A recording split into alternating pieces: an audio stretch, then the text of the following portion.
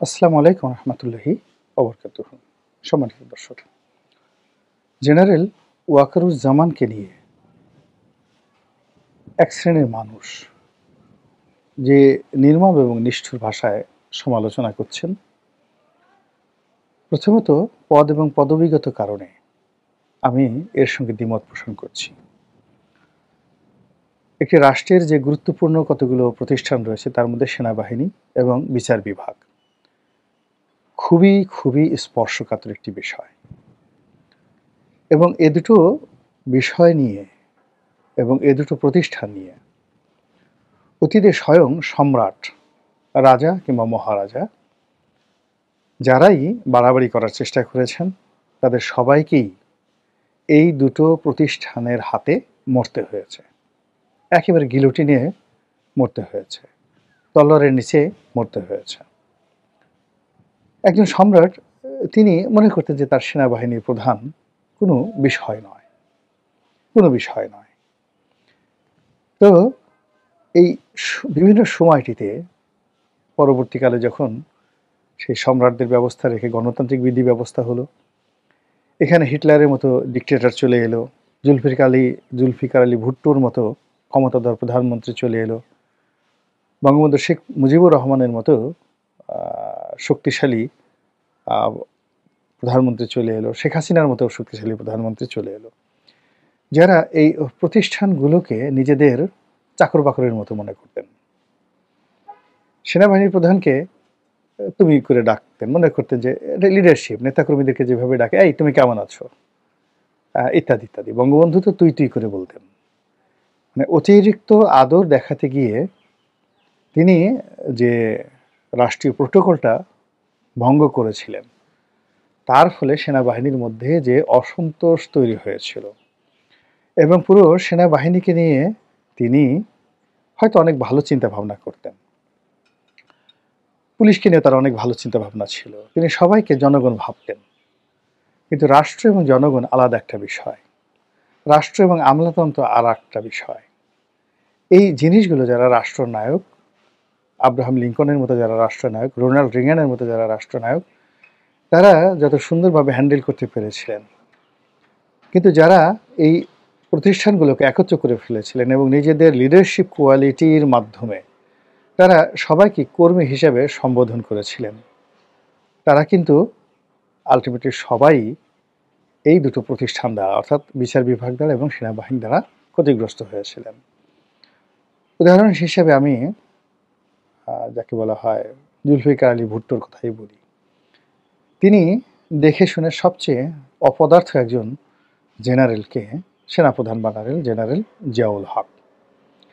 তার চেহারাটা বেশি একটা ভালো ছিল না, তিনি আদর করে বলতেন কামন মাই মানকি জেনারেল। তাকে তিনি বানর জেনারেল হিসেবে আখ্যায়িত করতেন। এই কথা শুনে সেনাপ্রধান জেনারেল জিয়াউল হক হাসতেন, কখনো কখনো মাথা নিচু করতেন, আবার কখনো কখনো সালাম করে অতিরিক্ত কৃতজ্ঞতা প্রকাশ করতেন।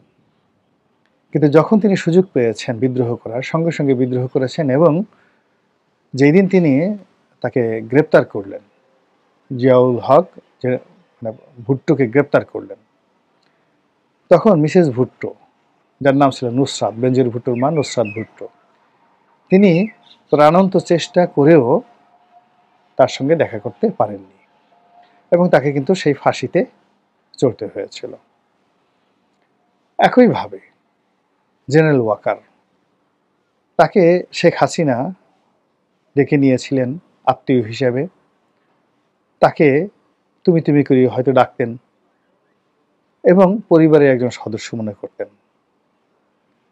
ফলে কি হলো, জেনারেল ওয়াকারের হাতে তার যে পতন হবে, এটি আমার মতো ক্ষুদ্র মানুষ যেদিন তিনি নিয়োগ লাভ করেছিলেন সেই দিনই আমি বলেছিলাম কে এই ওয়াকার, দেখে নেবেন উনি নিয়োগ লাভ করার পর একটা ভিডিওতে, যে শেখ হাসিনা যার প্রতি বেশি বিশ্বাস করেছেন, প্রকৃতি তাকে নিয়ে খেলছে এবং তার হাতে তার পতন হবে, এবং ঠিক সেম ঘটনাটি ঘটেছে। যা হোক, জেনারেল ওয়াকার, তার পক্ষে আমি কিছুই বলবো না এই মুহূর্তে, যেহেতু তার ক্ষমতা তার হাতে। তার পক্ষে কথা বলা মানে অনেকে মনে করবেন যে আমি হয়তো কোনো ধান্দা করছি, আমি কোনো ফন্দি করছি, আমি কোনো ফিকির করছি ইত্যাদি সব কিছু। তো এখন আহ, আহ, যেটি হচ্ছে, আবার তাকে নিয়ে তুচ্ছ-তাচ্ছিল্য করে যে সকল কথাবার্তা বলা হচ্ছে, এগুলো কিন্তু আমি সহ্য করতে পারছি না। এর কারণ হলো, তার বিরুদ্ধে যে কথাগুলো বলা হচ্ছে এগুলো মূলত রাষ্ট্রকে আঘাত করছে। সার্জিস, হাসনাত আমাদের তরুণ প্রজন্মের সন্তান। নিঃসন্দেহে তাদের পেছনে অনেক বড় বড় রাজনৈতিক মাথা আছে, দেশি এবং বিদেশি। তারা কতটা নিজের বুদ্ধিতে চলেন, কতটা বিদেশি তাদের যারা উপদেষ্টা রয়েছেন তাদের বুদ্ধিতে চলেন, কিংবা তাদের যে সকল দেশি উপদেষ্টা রয়েছেন তাদের বুদ্ধিতে চলেন আমি বলতে পারবো না। তবে গত 7-8 মাসে এই যারা মাহফুজ, তারপরে সার্জিস কিংবা হাসনাত, তারা যথেষ্ট দক্ষতা অর্জন করেছেন, অভিজ্ঞতা অর্জন করেছেন, ম্যাচুরিটি অর্জন করেছেন এবং পরিবেশ পরিস্থিতি মোকাবেলা করার জন্য যথেষ্ট তাদের ধীশক্তি রয়েছে। তো কাজেই তারা জেনারেল ওয়াকারুজ্জামানের সাথে বা ডিজিএফআইয়ের সাথে যে একটা বৈঠক করেছেন, সেই বৈঠকটি নিয়ে তারা কেন ফেসবুকে স্ট্যাটাস দিলেন এবং সেই ফেসবুক স্ট্যাটাস নিয়ে এখন সারা বাংলাদেশে রীতিমতো তোলপাড় শুরু হয়েছে। এবং রাজপথে নজিরবিহীনভাবে ওয়াকার না হাসনাত, হাসনাত হাসনাত যে স্লোগান হচ্ছে, এটি বাংলাদেশকে রীতিমতো গৃহযুদ্ধের দিকে ঠেলে দেবে। হাসনাত নিঃসন্দেহে সেনাবাহিনী প্রধান হতে চান না, আবার সেনাবাহিনী প্রধানও হাসনাত হতে চান না। সেনাবাহিনী প্রধান এই মুহূর্তে প্রধানমন্ত্রী হতে চান না, প্রধান উপদেষ্টা হতে চান না, বা প্রেসিডেন্ট হতে চান না। আবার হাসনাত এই মুহূর্তে প্রধানমন্ত্রী, প্রেসিডেন্ট হতে চান না। তিনি একজন রাজনৈতিক নেতা হিসেবেই তার ক্যারিয়ার এই মুহূর্তে গড়তে চান। এই অবস্থাতে রাজপথে কেন স্লোগান হবে হাসনাত না ওয়াকার, ওয়াকার না হাসনাত?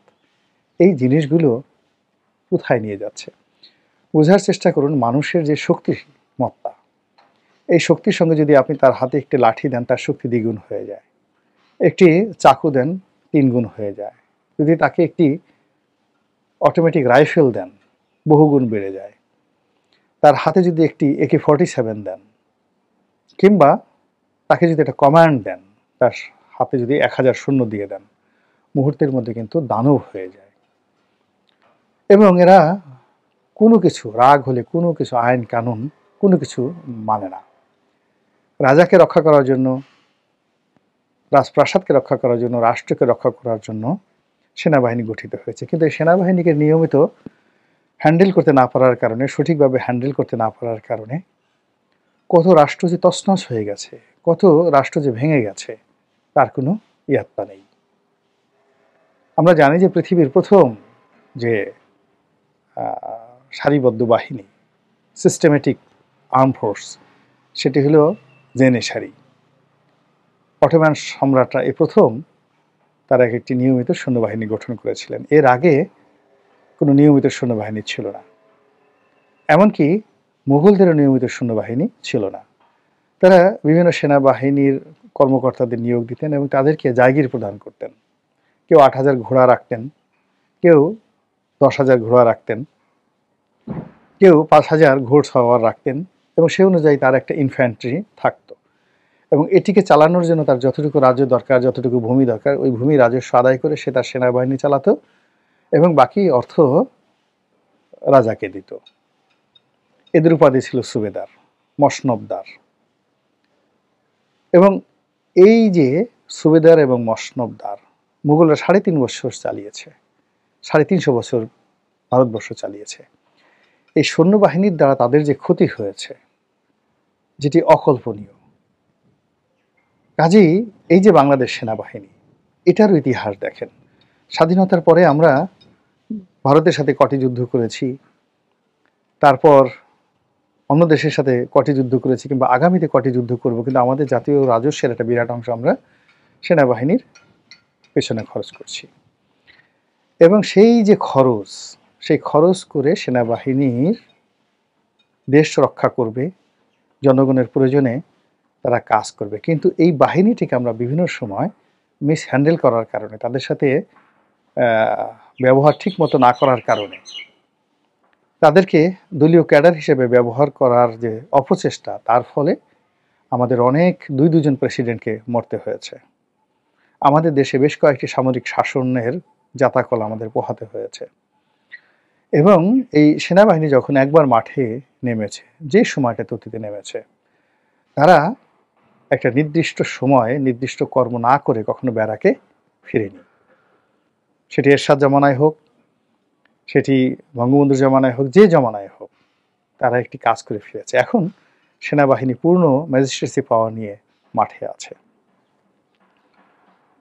এবং বর্তমান যে সরকার, সেটিকে সেনা সমর্থিত সরকার হিসাবে সবাই বলুক আর না বলুক, সবাই সেভাবে কিন্তু আখ্যায়িত করছে। কিন্তু এই জিনিসটি আমরা বুঝতে পারছি না যে কারা পিছন থেকে কলকাঠি নেড়ে বর্তমানে যারা ক্ষমতায় আছেন তারা, যারা রাজনীতিতে কিংস পার্টি হিসেবে পরিচিত তারা, এমনকি বিএনপির সঙ্গে সেনাবাহিনীর একটা সরাসরি কনফ্রন্টেশন তৈরি করে দিচ্ছে। এবং যে সেনাবাহিনীর অফিসাররা আওয়ামী লীগের বিরুদ্ধে কাজ করেছেন তাদেরকে ঠেলে ঠেলে ঠেলে ঠেলে ট্যাগ দিয়ে দিয়ে দিয়ে আবার সেই আওয়ামী লীগের দিকে পাঠিয়ে দেওয়া হচ্ছে। এটি ইতিহাসের একটি ভয়াবহ খেলা, জঘন্যতম খেলা। এই খেলা অচিরে বন্ধ হওয়া দরকার এবং ডক্টর মোহাম্মদ ইউনূস যত তাড়াতাড়ি সম্ভব, দ্রুত সম্ভব, জেনারেল ওয়াকারুজ্জামানের সাথে যে সমস্যা হচ্ছে, ক্যান্টনমেন্টকে নিয়ে যে সকল কথাবার্তা হচ্ছে, এইগুলো দ্রুত তিনি সমাধান করতে না পারলে তাকে এবং তার সহযোগীদেরকে এবং আমাদেরকে সবাইকে দীর্ঘমেয়াদে যে দুর্ভোগ দুর্দশা পোহাতে হবে, এটি আমরা কল্পনাও করতে পারছি না। মহান আল্লাহ আমাদের সবাইকে হেদায়েত দান করুন এবং হেফাজত করুন। আসসালামু আলাইকুম ওয়া রাহমাতুল্লাহি ওয়া বারাকাতুহু।